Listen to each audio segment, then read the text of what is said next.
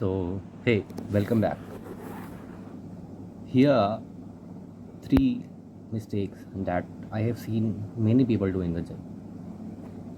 So, let's start without wasting any time. If you don't know me, my name is Amitabh Pathak. Can't tell further about myself. Okay. सो सबसे पहली mistake जो मैंने लोगों को करते हुए देखी है वो है training without a goal. Right, what is training without a goal? Training without a goal ये होता है कि उन्हें नहीं पता कि वो स्ट्रेंथ के लिए ट्रेन कर रहे हैं या फिर एस्थेटिक्स के लिए ट्रेन कर रहे हैं. राइट, बहुत सारे लोग आते हैं, उन्हें पता नहीं होता कि आज उन्हें वर्कआउट कौन सा करना है. अलग अलग लोगों से जाके पूछेंगे कि भैया आज मुझे ये करना है, आप ये करना चाहिए या ये करना चाहिए. तब उन्हें कोई दूसरा इंसान बताएगा कि नहीं आज तुम ये करो, ठीक है, कल तुमने ये किया था तो आज तुम वो करो. तो ये एक काफ़ी अजीब चीज़ थी जो मैंने अपने जिम में देखी है खासकर. राइट, और हो सकता है आप लोग में से भी बहुत लोग जो देख रहे होंगे उनके जिम में भी ये चीज़ काफ़ी कॉमन होगी. तो कृपा कर ये ना किया करें. और काफ़ी सारे इवन एडवांस एथलीट जो कि 5 से 6 साल से ट्रेन कर रहे हैं मेरे जिम में, और आप उनकी अगर बॉडी देखोगे so they are just slight better than the average. Right, उनको देख के लगता ही नहीं कि उन्होंने कभी जिम किया हुआ है. बहुत ही ज़्यादा एवरेज दिखते हैं वो लोग, जबकि 5 से 6 साल हो गए उनको ट्रेनिंग करते हुए. अब ठीक है, आप जनरली ट्रेन कर रहे हो कि आपका ऐसा कुछ गोल नहीं है कि आपको एक बहुत बड़ा इंसान बनना है या फिर फिटनेस में कुछ करना है, अपने आप को फिट रखने के लिए कर रहे हो, तब ये ठीक है.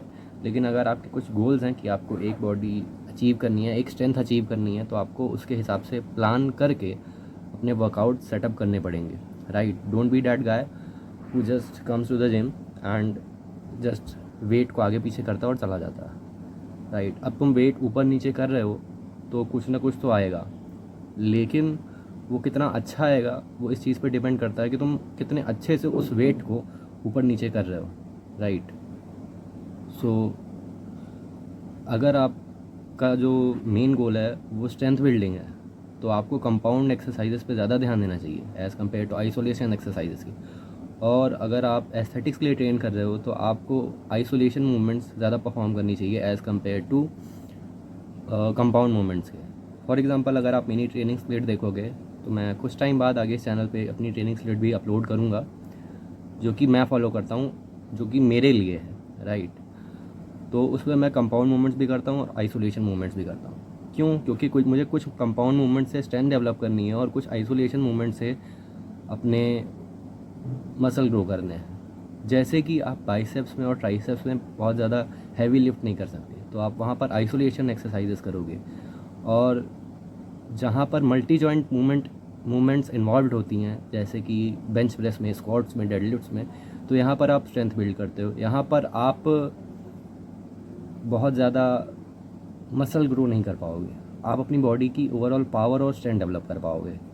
राइट, तो ये थी हमारी पहली मिस्टेक. तो अब चलते हैं हमारी दूसरी मिस्टेक की तरफ. जो दूसरी बहुत ही ज़्यादा कॉमन मिस्टेक है वो है not knowing shit about workout and diet. Right, बहुत सारे लोग आते हैं, उन्हें एक्सरसाइजेस के नाम ही नहीं पता होते कि भैया ये वाला कर लें, वो वाला कर लें. और ये काफ़ी मतलब, हाँ ये चीज़ एक मीम मटेरियल है डेफिनेटली, बट ये चीज़ रियल लाइफ में कुछ ज़्यादा फ़ायदेमंद नहीं है उन लोगों के लिए.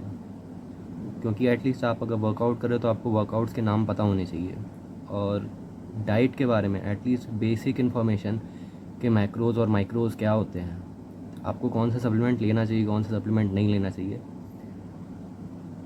ये चीज़ें आपको पता होनी चाहिए.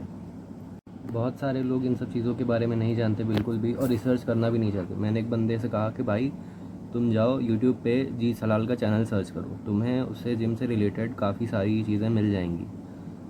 उसने कहा नहीं नहीं भाई, इतना टाइम नहीं है. मैं बस यही सोच रहा था कि यार तब तुम जिम क्यों आ रहे हो, तब क्या फ़ायदा है तुम्हारा यहाँ आने का.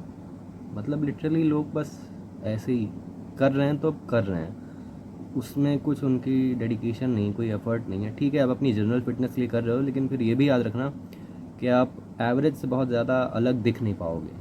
राइट, लाइफ में कभी भी इस माइंडसेट के साथ तो आप कभी भी नहीं दिख पाओगे. अब बढ़ते हैं हमारी तीसरी मिस्टेक की तरफ. तीसरी मिस्टेक है हमारी, मतलब हमारी नहीं, लोगों की. वो ये है कि वो ये सोचते हैं कि अगर वो ज़्यादा पसीना बहाएंगे तो उनकी कैलोरीज ज़्यादा बर्न होंगी, thinking that sweating more is equal to burning more calories, ऐसा कुछ नहीं होता, राइट। हमारी जो बॉडी है वो एटीपी प्रोड्यूस करती है, मतलब एनर्जी। अगर आपको नहीं पता तो एडेनोसिन ट्राइफॉस्फेट, ये हमारी बॉडी की एनर्जी करेंसी होती है। तो जब हमारी बॉडी फ़ैट को गला करके एनर्जी में बदलती है, तब उसके बाय प्रोडक्ट्स में कार्बन डाइऑक्साइड के थ्रू, जो कि हम सांस बाहर छोड़ते हैं, और यूरिनेशन और एक्सक्रीशन के थ्रू जो बाकी बाय प्रोडक्ट्स होते हैं जो फ़ैट को जला करके बनते हैं, वो इनके थ्रू बाहर जाते हैं। थोड़े बहुत स्वेट के थ्रू जाते हैं, मतलब बहुत मिनिमल। अगर 99% है तो मतलब अगर 100% अगर आपका फ़ैट है तो वो 99% इन चीज़ों के थ्रू होता होगा और 1% स्वेट के थ्रू जाता होगा, और इवन स्वेट के थ्रू 1% भी नहीं जाता है, राइट। स्वेट सिर्फ आपका वाटर वेट कम करता है। स्वेट आपके ग्लैंड से निकलते हैं, राइट, उसमें आपकी कैलोरीज नहीं बर्न होती हैं। अगर ऐसा हो रहा होता तो आप कभी कोई मोटा क्रिकेटर ना देखते, या फिर मोटे हवलदार ना देखते जो कि सड़कों पर काम करते हैं, मतलब सड़कों पर नहीं काम करते हैं, ट्रैफिक पुलिस में काम करते हैं, और उनको बहुत ज़्यादा पसीना होता है। तो पसीना is not directly related to calorie burning, right, और फैट बर्निंग। सो ये थी हमारी तीसरी मिस्टेक। अब और भी सारी हमारे पास मिस्टेक्स हैं, जैसे कि है TUT, मतलब टाइम अंडर टेंशन ना देना एक्सरसाइजेज में। मतलब वेट को बहुत जल्दी जल्दी आगे पीछे करना, उस वेट को फील ना करना, राइट, अपने मसल माइंड कनेक्शन ना फील करना उस एक्सरसाइज के दौरान, राइट, और अजीब अजीब अनोखी अनोखी एक्सरसाइज करना बेसिक एक्सरसाइजेस छोड़ के, राइट। तो ये सारी चीज़ें हैं, लेकिन ये सारी चीज़ें मैं आगे एक वीडियोज़ में कवर करूँगा। तो आगे और भी ज़्यादा ऐसे ही इन्फॉर्मेशनल चीज़ें देखने के लिए यहाँ पर बने रहो, क्योंकि मैं आगे और भी सारी चीज़ें अपलोड करूँगा। और आज के लिए बस इतना ही, बाकी मिलते हैं आने वाली वीडियोज़ में। Hats off.